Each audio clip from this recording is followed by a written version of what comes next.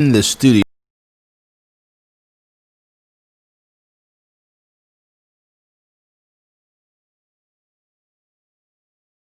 This I hope that you have been watching the Democratic National Convention, as we will be watching the Republican National Convention on next week. And there's been a lot of developments. I've been listening to a lot of the speeches because we are a part of this democracy, and because we are a part of this democracy, we should be fully, not partially, but we should be fully engaged. Correct? And this morning I want to talk with you, not to you, but with you, about the upcoming national elections and state elections. And I'm hoping that you will be fully engaged in the electoral process. And I'm hoping that many of you have filled out your absentee ballots so that you can vote now and not have to worry about standing in a line with a mask on. And I filled out my ballot application. I'm still waiting, though, for it to be the absentee ballot to be delivered to me so that I can vote. If it doesn't come by Friday, I understand that we have early election this year, and so I'm going to go to my polling place and vote then. Now, early voting period takes place from Saturday, August 22nd through Friday, August 28th. So if my absentee ballot does not arrive, I'm going to vote early. I'm going to go to the voting polls. And the other thing is that they have changed. I don't know about where you live, but in my district, they have changed the voting place, and so I'll be going to the municipal building in Cleary Square in Hyde Park, which is where I live. So let's vote. Let's be engaged fully in the political process. The polling locations change for 20 precincts ahead of the state primary. The early voting again takes place from Saturday, this coming Saturday, the 22nd, through Friday, August 28th. Registered voters in Massachusetts have an option to vote by mail in the 2020 elections. I've been pushing everybody in my family. I've been saying to my wife and to my children, did you fill out the application which will allow you to vote early, which will allow you to vote by mail? And every time I ask, they say yes. Every time I push them, they say yes. But they really haven't done it. So, Saturday, August 22nd at 8 p.m., voter registration deadline. Saturday, August 22nd through Friday, August 28th, early voting period. Wednesday, August 26th, deadline for registering to vote by mail ballot. Monday, August 31st at 12 p.m., deadline for in-person absentee voting. Tuesday, September 1st, is the state primary. Saturday, October 24th, is the voter registration deadline if you want to vote in the final election. Saturday, October 17th through Friday, October 30th, early voting period. Wednesday, October 28th, deadline for requesting vote by mail ballot. Monday, November 2nd at 12 p.m. deadline for in-person absentee voting. And Tuesday, November 3rd is the presidential election. So there are the dates, and I'm going to keep reading these dates. We'll probably put together a promo so we can start pushing you. We want to push you. I want you to be fully engaged and involved in the political process. This is a very important election coming up. Democracy will depend the quality of democracy, the integrity of the democracy will be determined by what happens at the voting polls on this coming election. Good morning to Phyllis Dunn. Thank you for watching, and I thank you for being a part of our broadcast. As I said earlier, I'm going to be watching the Democratic and Republican national conventions. You need to be watching both, listening to all the candidates, listening and making your decision as to who you're going to vote for president, who you're going to vote for state rep, who you're going to vote for at the national level and in Congress. There's a lot to consider. And we have been interviewing a number of the various candidates who are running for office here on Boston Praise Radio and TV. Next year, we'll be actually broadcasting this on the new Boston Black News broadcast that we will be initiating in September. So we're going to have our FM station, we're going to have Boston Praise Radio and TV, and we're also going to add Boston Black News on our brand new television channel that will be premiered here in Boston and around the country in September. I listened to Senator Kamala Harris on yesterday. I listened to Michelle Obama's full speech the other day. I've been listening to everybody, and I'm assessing, trying to determine. It's one thing to hear a speech. It's another thing to conclude that what the candidates, what people are saying, is indeed the truth. Not just a lot of words, not just trying to get our votes, but the truth. And we all know that during election time, that's the period, that's the time when a lot of the candidates will show up at your door, come to the radio station, come to churches, and want your vote. And the question that you obviously should be asking these candidates is, where were you for the past 2 years, or where were you for the past 4 years? Elected officials will come after your vote, but after they win, they go into their position, and sometimes you never see from them again. You never hear from them again.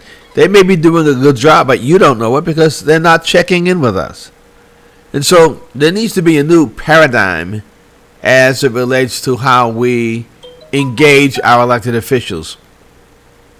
They need to not only come to our radio station or come to our homes or appear on TV once a year, but they need to be coming in more frequently, sending out communications to their constituency and letting us know what they're doing. Why? Because they work for us.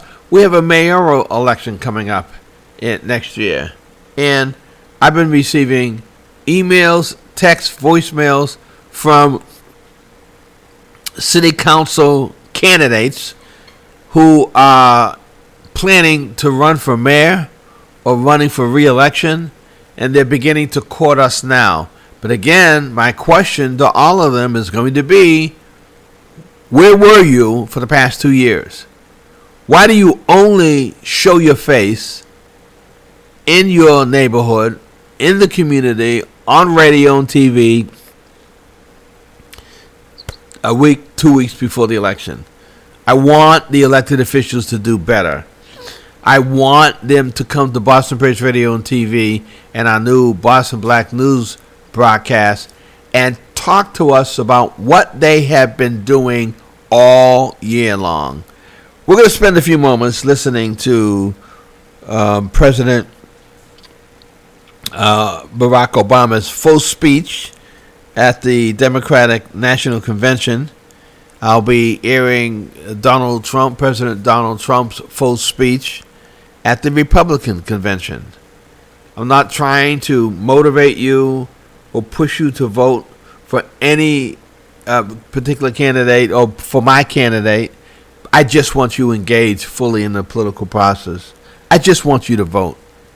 I want you to study the candidates, and I want you to vote for the candidate of your choice.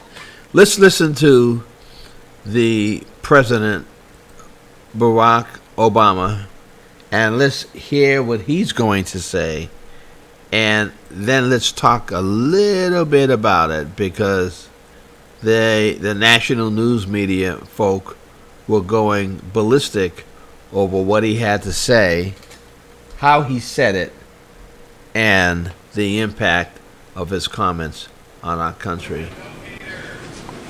Good evening, everybody. As you've seen by now, this isn't a normal convention. It's not a normal time. So tonight I want to talk as plainly as I can about the stakes in this election. Because what we do these next 76 days will echo through generations to come. I'm in Philadelphia, where our Constitution was drafted and signed. It wasn't a perfect document. It allowed for the inhumanity of slavery and failed to guarantee women, and even men who didn't own property, the right to participate in the political process. But embedded in this document was a North Star that would guide future generations.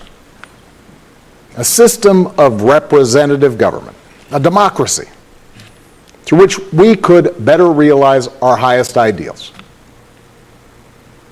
Through civil war and bitter struggles, we improved this Constitution to include the voices of those who'd once been left out. And gradually we made this country more just and more equal and more free. The one constitutional office elected by all of the people is the presidency. So at a minimum, we should expect a president to feel a sense of responsibility for the safety and welfare of all 330 million of us, regardless of what we look like, how we worship, who we love, how much money we have, or who we voted for. But we should also expect a president to be the custodian of this democracy. We should expect that regardless of ego, ambition, or political beliefs, the president will preserve, protect, and defend the freedoms and ideals that so many Americans marched for, went to jail for, fought for, and died for. There is a huge fundraising deadline coming up for Senate Democrats, and they need your... We're listening to the President, Barack Obama, and we're listening to him share his thoughts with us live, not live, but from the Democratic National Convention on yesterday. I wanted to play this because I felt it was important that we hear him and that we evaluate what it is that he's saying to us. The other news outlets have been responding to what it is that he said, and his comments have reverberated all across the country and around the world. And so it's important for us to listen to this, to digest it, and then to make a decision regarding who we're going to vote for in the September primary and then also in the final election. I'm hoping that as I play this, that you will be intentional about who you're going to vote for. Study the candidates. I'm going to say it again. Study the candidates and determine which candidate is the one that you believe is going to be able to make a difference in our country. We are in trouble as a country. We have unstable leadership, and we need to find a leader who is stable and committed to bringing unity in our country. We need to find somebody who is going to help us to find our way back to a position of leadership, not just in the country, but really leadership around the world. Let's go back to the president. Let's continue to listen to what he has to say. And as we listen to what he has to say, let's really be challenged by his comments, because I think yesterday he really outdid himself. Yesterday he really challenged so many people. Quite frankly, the president challenged me, and I sat at my living room table and I listened to him, and I said, wow, listen to this man speak. In bitter struggles, we improved this Constitution to include the voices of those who'd once been left out. And gradually we made this country more just and more equal and more free. The one constitutional office elected by all of the people is the presidency. So at a minimum, we should expect a president to feel a sense of responsibility for the safety and welfare of all 330 million of us, regardless of what we look like, how we worship, who we love, how much money we have, or who we voted for. But we should also expect a president to be the custodian of this democracy. We should expect that regardless of ego, ambition, or political beliefs, the president will preserve, protect, and defend the freedoms and ideals that so many Americans marched for, went to jail for, fought for, and died for. I have sat in the Oval Office with both of the men who are running for president. I never expected that my successor would embrace my vision or continue my policies. I did hope, for the sake of our country, that Donald Trump might show some interest in taking the job seriously, that he might come to feel the weight of the office and discover some reverence for the democracy that had been placed in his care. But he never did. For close to 4 years now, he has shown no interest in putting in the work, no interest in finding common ground, no interest in using the awesome power of his office to help anyone but himself and his friends. No interest in treating the presidency as anything but one more reality show that he can use to get the attention he craves. Donald Trump hasn't grown into the job because he can't. And the consequences of that failure are severe. 170,000 Americans dead. Millions of jobs gone, while those at the top take in more than ever. Our worst impulses unleashed, our proud reputation around the world badly diminished, and our democratic institutions threatened like never before. Now, I know that in times as polarized as these, most of you have already made up your mind. But maybe you're still not sure which candidate you'll vote for, or whether you'll vote at all. Maybe you're tired of the direction we're headed, but you can't see a better path yet, or you just don't know enough about the person who wants to lead us there. So let me tell you about my friend, Joe Biden. 12 years ago, when I began my search for a vice president, I didn't know I'd end up finding a brother. Joe and I come from different places, different generations, but what I quickly came to admire about Joe Biden is his resilience, born of too much struggle, his empathy, born of too much grief. Joe is a man who learned early on to treat every person he meets with respect and dignity, living by the words his parents taught him. No one's better than you, Joe. But you're better than nobody. That empathy, that decency, the belief that everybody counts, that's who Joe is. When he talks with someone who's lost her job, Joe remembers the night his father sat him down to say that he'd lost his.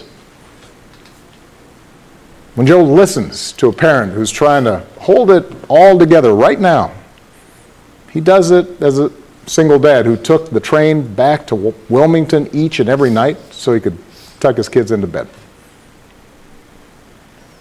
When he meets with military families who've lost their hero, he does it as a kindred spirit, the parent of an American soldier. Somebody whose faith has endured the hardest loss there is. For 8 years, Joe was the last one in the room whenever I faced a big decision.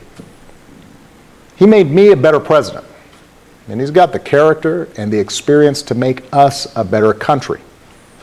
And in my friend Kamala Harris, he's chosen an ideal partner who is more than prepared for the job. Someone who knows what it's like to overcome barriers and who's made a career fighting to help others live out their own American dream. Along with the experience needed to get things done, Joe and Kamala have concrete policies that will turn their vision of a better, fairer, stronger country into reality. They will get this pandemic under control, like Joe did when he helped me manage H1N1 and prevent an Ebola outbreak from reaching our shores.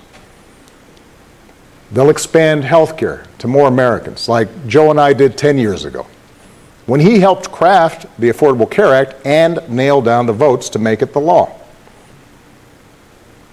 They'll rescue the economy, like Joe helped me do after the Great Recession.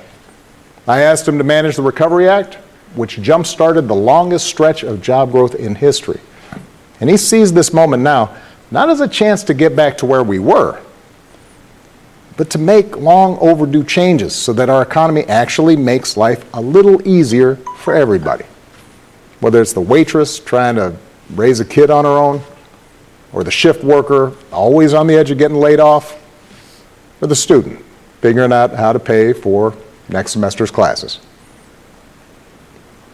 Joe and Kamala will restore our standing in the world. And as we've learned from this pandemic, that matters. Joe knows the world, and the world knows him.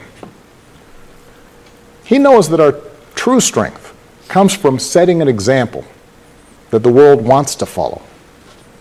A nation that stands with democracy, not dictators. A nation that can inspire and mobilize others to overcome threats like climate change and terrorism, poverty and disease. But more than anything, what I know about Joe, what I know about Kamala, is that they actually care about every American. And that they care deeply about this democracy. They believe that in a democracy, the right to vote is sacred, and we should be making it easier for people to cast their ballots, not harder. They believe that no one, including the president, is above the law, and that no public official, including the president, should use their office to enrich themselves or their supporters. They understand that in this democracy, the commander-in-chief does not use the men and women of our military who are willing to risk everything to protect our nation as political props to deploy against peaceful protesters on our own soil. They understand that political opponents aren't un-American just because they disagree with you. A free press isn't the enemy, but the way we hold officials accountable. That our ability to work together to solve big problems like a pandemic depend on a fidelity to facts and science and logic, and not just making stuff up. None of this should be controversial. These shouldn't be Republican principles or Democratic principles. They are American principles. But at this moment, this president and those who enable him have shown they don't believe in these things. Tonight, I'm asking you to believe in Joe and Kamala's ability to lead this country out of these dark times and build it back better. But here's the thing. No single American can fix this country alone. Not even a president. Democracy was never meant to be transactional. You give me your vote, I make everything better. It requires an active and informed citizenry. So I'm also asking you to believe in your own ability, to embrace your own responsibility as citizens, to make sure that the basic tenets of our democracy endure. Because that's what's at stake right now. Our democracy. Look, I understand why a lot of Americans are down on government. The way the rules have been set up and abused in Congress make it easier for special interests to stop progress than to make progress. Believe me, I know it. I understand why a white factory worker who's seen his wages cut or his job shipped overseas might feel like the government no longer looks out for him, and why a black mom might feel like it never looked out for her at all. I understand why a new immigrant might look around this country and wonder whether there's still a place for him here. Why a young person might look at politics right now, the circus of it all, the meanness and the lies and conspiracy theories, and think, what is the point? Well, here's the point. This president and those in power, those who benefit from keeping things the way they are counting on your cynicism. They know they can't win you over with their policies. So they're hoping to make it as hard as possible for you to vote and to convince you that your vote does not matter. That is how they win. That is how they get to keep making decisions that affect your life and the lives of the people you love. That's how the economy will keep getting skewed to the wealthy and well-connected. How our health systems will let more people fall through the cracks. That's how a democracy withers, until it's no democracy at all. And we cannot let that happen. Do not let them take away your power. Do not let them take away your democracy. Make a plan right now for how you are going to get involved and vote. Do it as early as you can and tell your family and friends how they can vote too. Do what Americans have done for over 2 centuries when faced with even tougher times than this. All those quiet heroes who found the courage to keep marching, keep pushing in the face of hardship and injustice. Last month, we lost a giant of American democracy in John Lewis. And some years ago, I sat down with John and a few remaining leaders of the early civil rights movement. One of them told me he never imagined he'd walk into the White House and see a president who looked like his grandson. And then he told me that he had looked it up. And it turned out that on the very day that I was born, he was marching into a jail cell, trying to end Jim Crow segregation in the South. What we do echoes through generations. Whatever our backgrounds, we are all the children of Americans who fought the good fight. Great-grandparents working in fire traps and sweatshops without rights or representation. Farmers losing their dreams to dust. Irish and Italians and Asians and Latinos told, go back where you come from. Jews and Catholics Muslims, and Sikhs made to feel suspect for the way they worshiped. Black Americans chained and whipped and hanged, spit on for trying to sit at lunch counters, beaten for trying to vote. If anyone had a right to believe that this democracy did not work and could not work, it was those Americans, our ancestors. They were on the receiving end of a democracy that had fallen short all their lives. They knew how far the daily reality of America strayed from the myth. And yet, instead of giving up, they joined together. And they said, somehow, some way, we are going to make this work.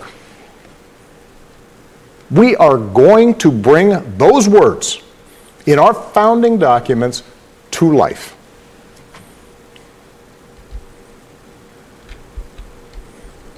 I have seen that same spirit rising these past few years. Folks of every age and background who packed city centers and airports and rural roads so that families wouldn't be separated, so that another classroom wouldn't get shot up, so that our kids won't grow up on an uninhabitable planet. Americans of all races joining together to declare, in the face of injustice and brutality at the hands of the state, that Black lives matter. No more, but no less. So that no child in this country feels the continuing sting of racism. To the young people who led us this summer, telling us we need to be better, in so many ways, you are this country's dreams fulfilled. Earlier generations had to be persuaded that everyone has equal worth. For you, it's a given, a conviction.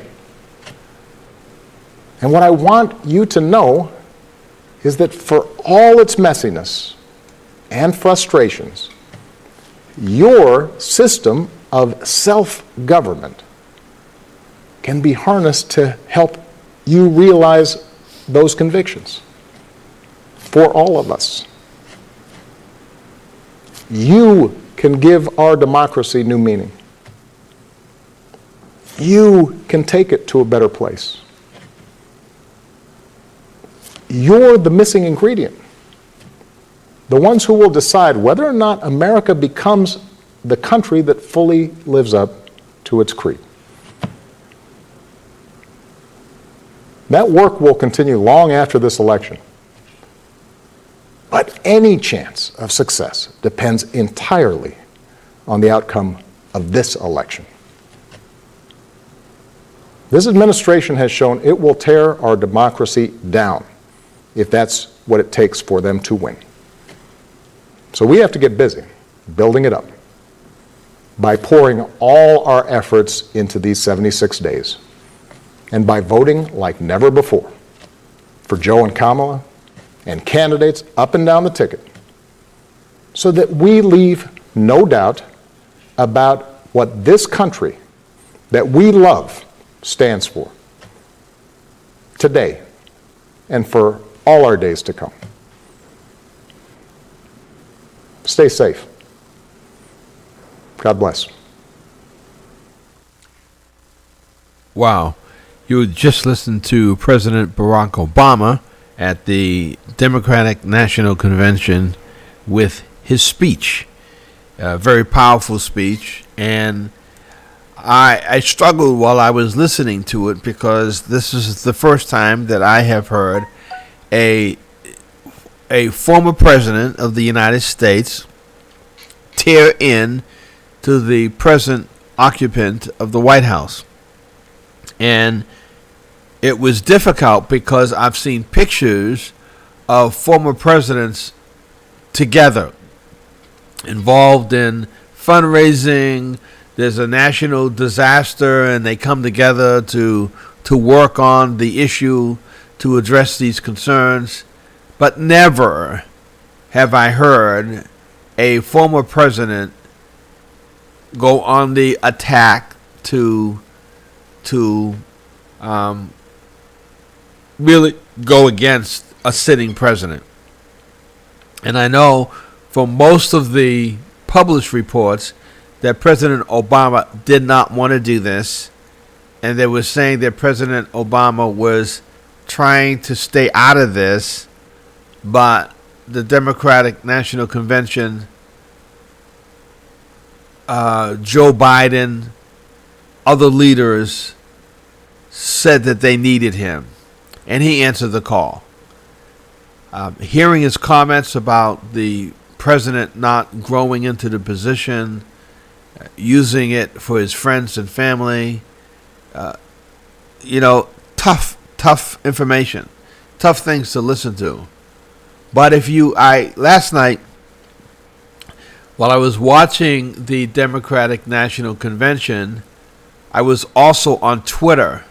I didn't send a tweet, but I was on Twitter, and I went to the Twitter at the White House, Twitter, the private account of the President of the United States, Donald Trump.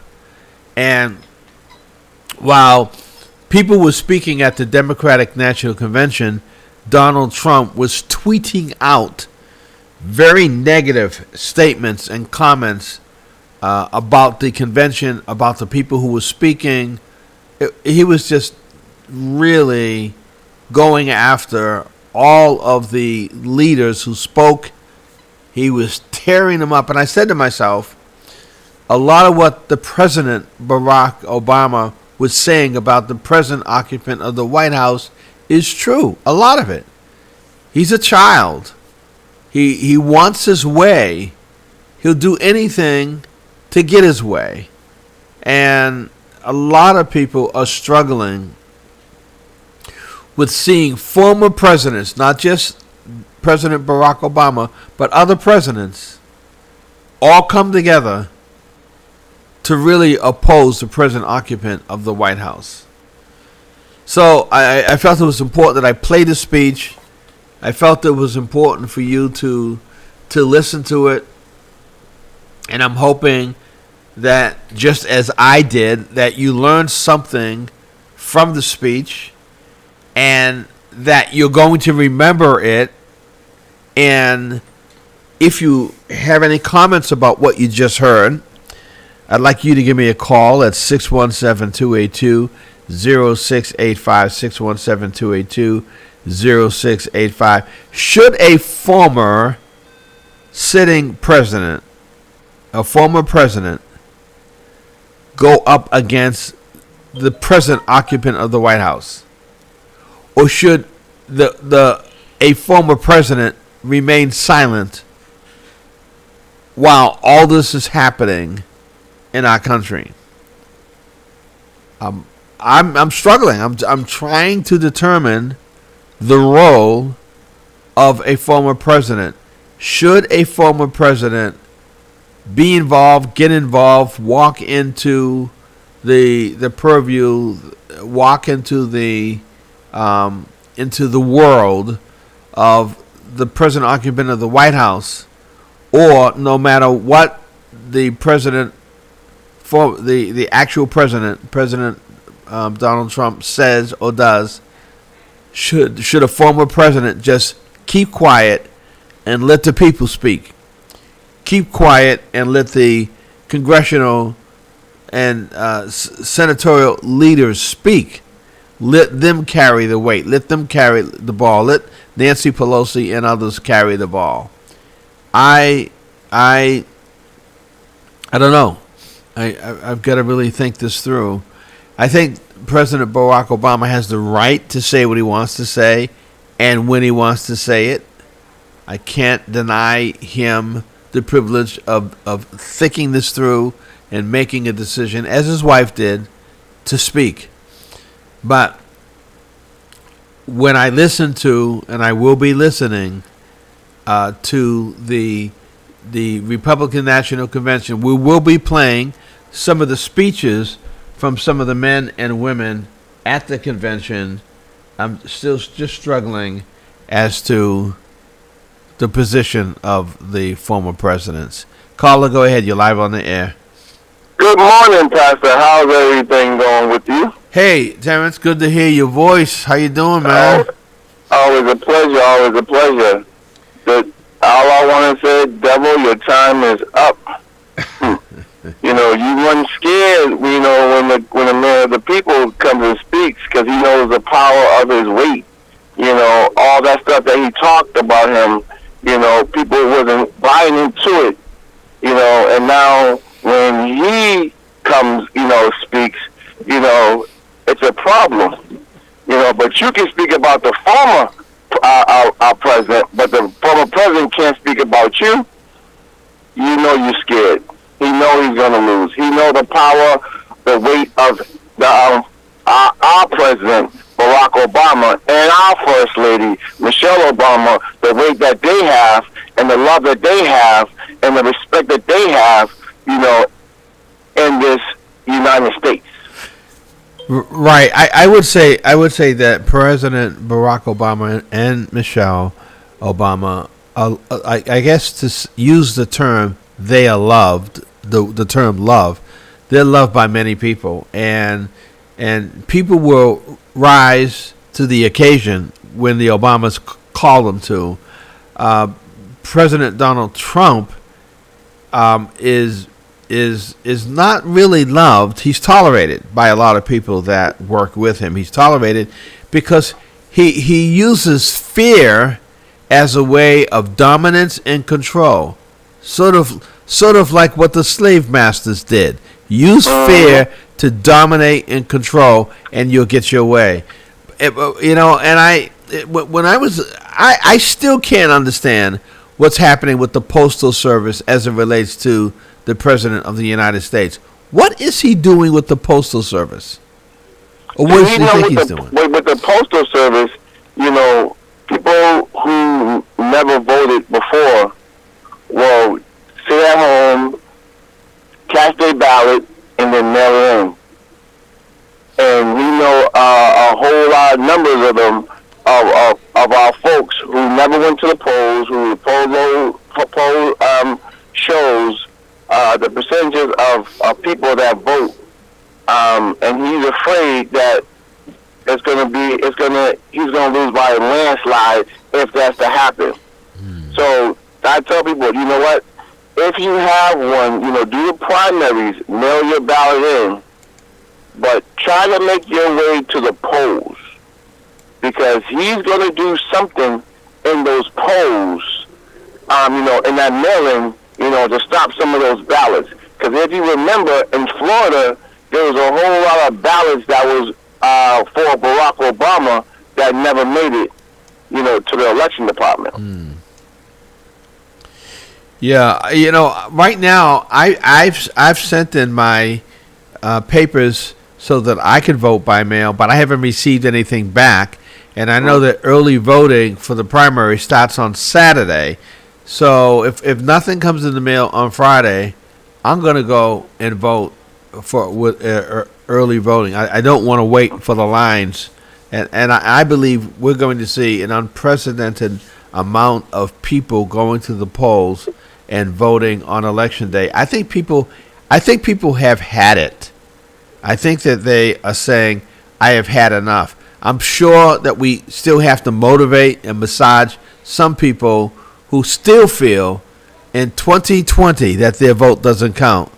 But I think that there's going to be a groundswell of people who are going to say enough is enough. Do you agree or disagree? Yeah, I mean, people are saying enough is enough, you know, and I tell them, I'm like, yeah, you're absolutely right. You know, enough is enough. But enough is enough of what? You know, because you have to realize, even with the Democratic Party, like the Democratic Party is using our president and our first lady, you know, because they know the clout and the weight that they have. Yeah. So if you can use them and use black folks, then why can't you, you know, put our agendas forth that we want? You everybody else's agenda goes forth. I mean, you don't hear on the news that, okay, you know what, we need this certain group, to vote for us, for us to win. It's always, okay, we need the black folks to vote. Right. All the time. Every time a story is written, they're always talking about the black vote. Always Exactly. talking about it. And like, and the other thing is, I was saying to Ron Bell the other day that I've received emails from city councilors and telephone calls from city councilors asking to talk to me, or asking if I want to cover their news stories. And I'm saying to myself, we're going to have these city councilors that we don't really hear from during the year. Now that election year is around the corner for them, they're coming out and they're beginning to tap on various people that they feel could be helpful in their quest to win election. But my question will continue to be, where were you during the year, the last year and a half? Where were you?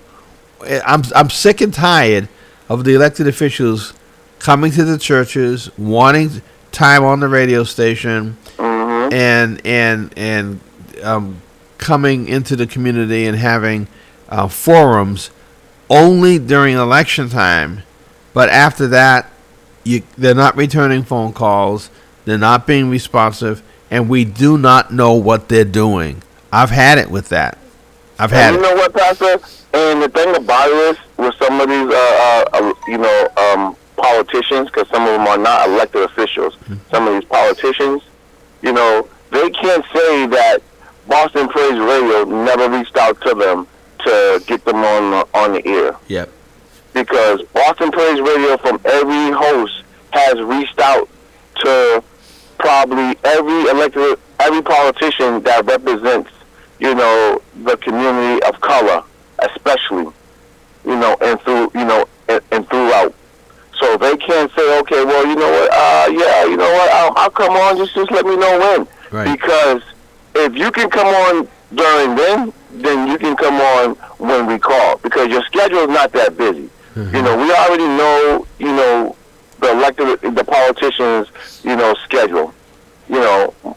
9 times out of 10, you can come on early in the morning because you're not going into the office, because there's nothing to be, to be voted on or said for you to work, because you can work remotely from home and have your staff in it. You don't have to be always in the office if there's nothing to be passed or signed or voted on. Right. I agree. So I agree. they can't come into the radio station, and that's when I call them up. And other folks call them up, email them, hey, can you come in? Hey, can you come in? Can you come in? Listen, just respectfully say, no, I don't want to come in. So we can respectfully say when election time comes, right. No, we don't want you in. Right, we don't want you in. They are. And there are some elected officials who are calling Mamleo. They want to be on Mamleo's broadcast. They want to be on Priscilla's and Brother Lowe's broadcast. They want to be on my broadcast. They want to be on Pastor House's broadcast. They're coming aggressively, and there are even elected officials who were not even speaking to me, and were always on the attack with respect to me, and even they have been reaching out to us, wanting to be on. And part of the issue, I think, for us as a radio and TV station is that the feds have shut down more of the pirated radio stations. Two of the major Haitian American radio stations are now gone, and that only leaves us and one other station, which is pirated, for the elected officials to come on to reach Black Boston. So hey, we're gonna wear it proudly, the radio station proudly. We know that we have a gem, and I know even over at BNN, when they have their radio station, they're still closed. They still haven't opened their doors. Exactly. That's crazy. So now they have to get their message out. Okay, so who do we reach out to that's open, so we can get our message, across, right, so people can hear us, to let us know that we're out there. who can be that voice for the black people? Who can be the black voice that to hit the airwaves? Oh, I know. Pastor Bruce Wall is still on the air. That's right, still on the That's air. him a call. Yeah, and even during a pandemic, when other folk have closed their doors, we're starting a brand new television channel in September. And it's going to be called Boston Black News, and that's going to be the whole focus of the new station. Is we're going to have Boston Praise Radio and TV. We're going to have the FM, but we're also going to have a brand new television network that is going to be called Boston Black News, and we'll be spitting out the news 24 hours a day, 7 days a week for people to watch it in Boston, across the country, and all over the world. During a pandemic, we're growing. I'm excited about that. Yeah, because they can't stop the growth. They can't stop what's to come, And like I said in the beginning, the devil knows your time is up. Your time is up. I like that. And I mean that wholeheartedly, that your time is up. The change is coming. The change is coming, Pastor. The change is coming. I think if a number of us could find a way to come together and work together on some of these issues, would make more headway, would shake the town, would like Ron Bell and I went on Facebook over a year ago and said that we're developing a partnership and we're going to work together. And we've kept it going now for a year, and we're learning how to talk to each other and challenge each other and say, I don't like this, I don't like that, but we're not quitting on each other. We're using the media. He's using Dunk the Vote.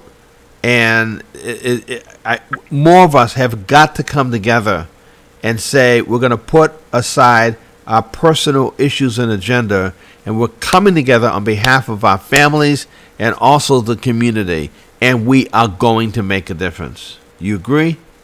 I agree. And for those who don't want to come together, who has personal agendas, then that they only out for self. It's all about them. It's not about the community. It's not about people. It's just about them. I agree. I appreciate the work that you're doing in working with Brother Lowe and Minister Priscilla and helping them as it relates to their guests. And it is so hard sometimes for me to manage the station, to be on the air, and to even I'm spending all of my time getting the new station up. It just takes a lot of time. But if I'd rather put my time in here than to put it in at the bar or the tavern or chasing people or doing things that are not right, doing things that are wrong. I'd rather spend my time trying to do something that's right, that's going to benefit the community, even if I am tired as a result of it. Any final word from you, sir? Brother, your time is up. People, it's time to rise. The alarm clock has sounded. All you have to do is just open your eyes, open your hearts, and open your spirits and say, okay, let's get to work. Let's change. Let's save our babies. Let's save our communities. Let's save us. Because only us can save us. Not the government, not no other agency. Just us. Amen. Thank you, Pastor. Thank you, Terrence. Great to hear your voice, man. Always a pleasure. Okay, bye-bye.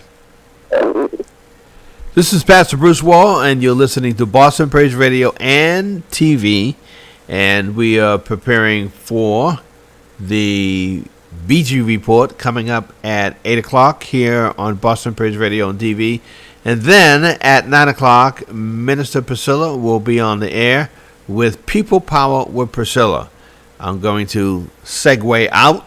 I'm going to leave the studio so that the new engineer can come in and prepare and prep for the broadcast with Minister Priscilla. and I will be listening from an undisclosed destination. And continue to listen, continue to comment, continue to help us to grow here on Boston Praise Radio and TV. Stay there. We'll be right back with more news and more broadcasts on Boston Praise Radio